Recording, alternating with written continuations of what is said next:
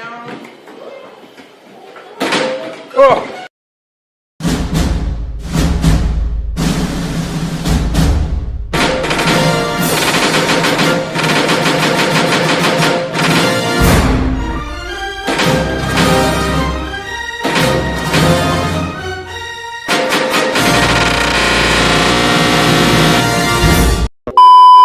Assalamualaikum warahmatullahi wabarakatuh. Perkenalkan, nama saya Muhammad Fala, mahasiswa dari kampus Politeknik LP3I Jakarta, kampus Kramat. Pada video kali ini, saya akan membahas studi kasus tentang mengenai K3. Saya mendapatkan studi kasus ada 3, bisa dilihat di sini. Jika ingin membacanya, silakan pause videonya ya. Nah, kita mulai dari studi kasus pertama. Ini saya untuk analisis penyebabnya saya menggunakan metode 5W1H. Analisis penyebab case tadi pertama. Yang pertama, wattnya. Kecelakaan kerja pada karyawan di mesin dinamo pabrik yang menyebabkan korban meninggal dunia. Kedua, when. Pada pergantian jam kerja sekitar pukul 7.40 saat mengambil sampel latex. 3. Seorang karyawan perempuan di bagian produksi mesin dinamo. Yang 4. Where. Terjadi di pabrik bagian mesin produksi mesin dinamo. Why. Karena saat sebelum mengambil sampel latex, korban memutar arah jalan sehingga dia melintas dari bagian mesin yang seharusnya tidak boleh dilewati oleh karyawan. How. Saat korban memutar arah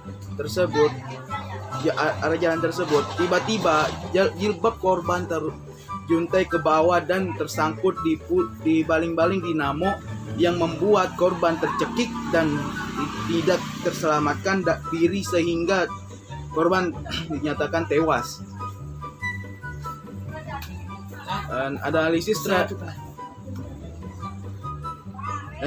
Untuk analisis strategi pengendalian atau pencegahan terjadinya kecelakaan tersebut.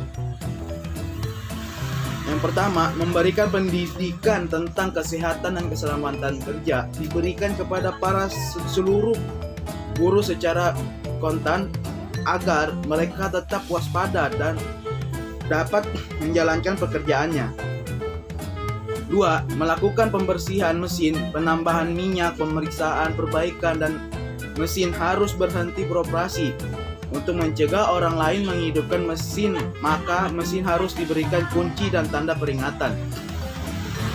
3. Pemberian informasi tentang peraturan-peraturan yang berlaku di tempat kerja sebelum mereka memulai tugasnya, tujuannya agar mereka menaatinya.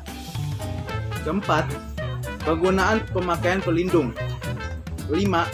Operator mesin ataupun alat reproduksi lainnya sebaiknya diberi peringatan setiap sesudah dan sebelumnya mengoperasikan apakah ada petugas yang masih di sana atau tidak.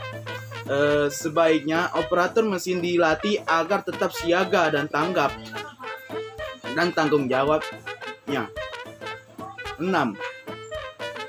Komunikasi antara pegawai harus selalu terjaga dengan baik agar saling memperhatikan satu sama lain sehingga mampu meminimalisir peluang kecelakaan yang terjadi.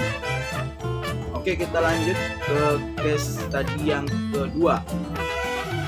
Sama, untuk analisis penyebabnya saya ambil metode 5W1H. Yang pertama, watt. Tewasnya 4 pekerja yang dikarenakan tersiram air panas di dalam tangki. When. Pada hari Rabu 29 Juli 2009 pukul 10 waktu Indonesia bagian Barat. Where. Terjadinya di pabrik gula Rivanasi PT Dharma Pala Usaha Sukses Jawa Tengah. Korban yang tewas semuanya warga Cilacap, yakni Ferry Kisbianto, Yubono Puji Sutrisno, dan Kasito, sedangkan pekerja yang bernama Adi Purwanto berhasil menyelamatkan diri namun terluka parah. Why? Peristiwa tersebut terjadi karena keran tangki air panas tersebut terbuka sehingga menyebabkan kecelakaan terjadi. Saat 5 pekerja sedang membersihkan bagian dalam tangki gula kristal tersebut, lalu tiba-tiba keran yang berada di atas mengarah ke dalam tangki dan mengeluarkan air panas. Panasnya mencapai 400 derajat Celcius sehingga menyebabkan 4 pekerja tewas di tempat. Untuk case study kedua, analisis strategi pengendalian dan pencegahan terjadinya kecelakaan tersebut ada 2. Yang pertama, menanggapi kecelakaan yang telah menewaskan 4 orang, seharusnya sang operator keran bersikap lebih hati-hati serta teliti, yaitu dengan benar-benar memastikan bahwa tangki gula kristal tersebut telah kosong serta aman dialirkan ke dalamnya.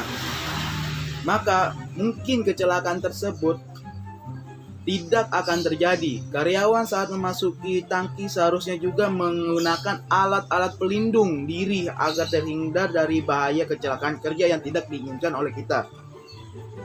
Kedua, solusinya yang kedua, manajemen yang baik seharusnya lebih ketat pengawasannya terhadap alat-alat ini, menyadari alat ini memiliki risiko yang sangat besar untuk menghasilkan kerugian. Beberapa tindakan manajemen yang bisa dilakukan adalah dengan meletakkan kamera-kamera di dalam alat tersebut sehingga operator kran dapat memastikan bahwa di dalam tangki benar-benar tidak ada orang atau karyawan. Kemudian, apabila teknologi lebih canggih dapat diterapkan di sana, maka pada tangki tersebut dapat dipasang sebuah alat pendeteksi di mana apabila di dalam tangki masih terdapat orang atau benda asing, maka ada sebuah lampu yang menyala mengindikasikan di dalam tangki tersebut terdapat orang atau benda asing. Kita lanjut ke case study 3 ya. Sama analisis penyebabnya saya ambil dengan metode 5W1H. Pertama, what? Kecelakaan ledakan di pipa gas. When? Terjadi pada pukul 6 PM. Waktu saat setiap izin kerja harus di close out atau diperpanjang. Who? Pekerja, manajer, supervisor, dan petugas CR. Where? Terjadi di Laut Utara sekitar 110 km dari Aberdeen, Skotlandia. Why? Saat seorang pekerja engineer tidak menjalankan komunikasi kepada supervisor saat ia menutup izin kerjanya, padahal pekerja tersebut masih belum selesai dan akan dilanjutkan besok harinya. Tanpa ada yang menyadari, sebuah permit yang lain dikeluarkan untuk pekerjaan lain, di mana pekerjaan tersebut seharusnya dilakukan setelah pekerjaan pertama selesai. Pekerjaan kedua tersebut menyebabkan gas yang bertekanan bocor. Ledakan yang pertama dikarenakan pipa yang berukuran 3 kaki bertekanan pecah, fasilitas sistem pemadaman api yang tidak berfungsi untuk menyemburkan airnya ke rig. Ledakan kedua terjadi akibat akumulasi aliran minyak dari rig Tartan dan rig Claymore yang menghasilkan back pressure ke jaringan pipa minyak dan gas pipa alfa. Dan analisis strategi pengendalian pencegahan terjadinya kecelakaan tersebut. Yang pertama, aturan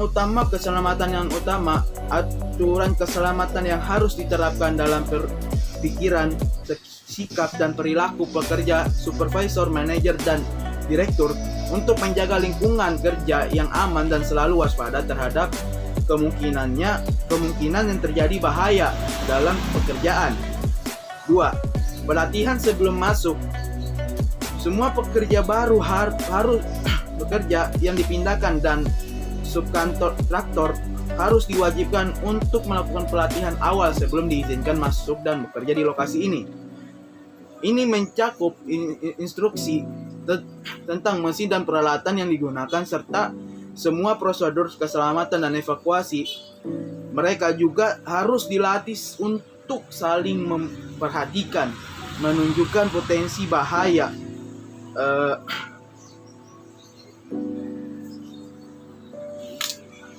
apapun kepada supervisor dan sesama pekerja, serta mengingatkan orang lain tentang aturan dan prosedur saat mereka melakukan sesuatu yang dilakukan yang berpotensi menuju bahaya. Ini bukan hanya tentang pelatihan, tetapi secara aktif bekerja bersama untuk menanamkan budaya keselamatan sehari-hari dan memastikan semua orang mengikuti prosedur yang benar, sehingga menghasilkan lingkungan yang kerja yang aman bagi semua orang. Yang ketiga, pemakaian alat pelindung diri yang diperlukan. Untuk menghindari cedera, semua tempat memerlukan alat pelindung diri atau APD yang wajib, termasuk kacamata keselamatan, topi pengaman, sarung tangan, sepatu bot, termasuk alat bantu pernapasan jika diperlukan, dan pakaiannya untuk melindungi diri dari api. Pekerja yang tidak memakai APD yang tempat diperlukan masuk ke lokasi kerja. Pekerjaan dan laporan berkelanjutan oleh manajer pengawas keselamatan.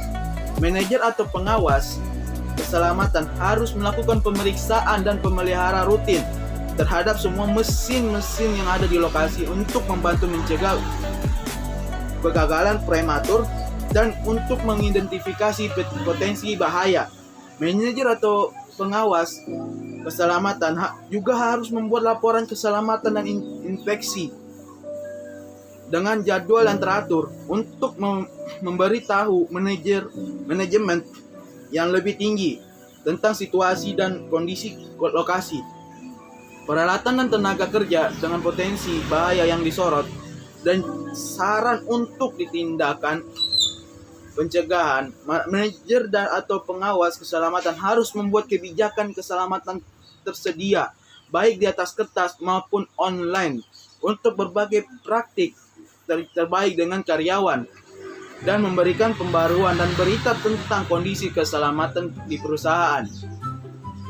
Nah, untuk kesimpulan keseluruhan dari case study 1, 2, dan 3 adalah dapat disimpulkan bahwa pekerja sebagai sumber daya dalam lingkungan kerja konstruksi harus dikelola dengan baik sehingga dapat memacu produktivitas yang tinggi. Keinginan untuk mencapai produktivitas yang tinggi harus memperhatikan segi keselamatan kerja, seperti memastikan bahwa para pekerja dalam kondisi kerja aman.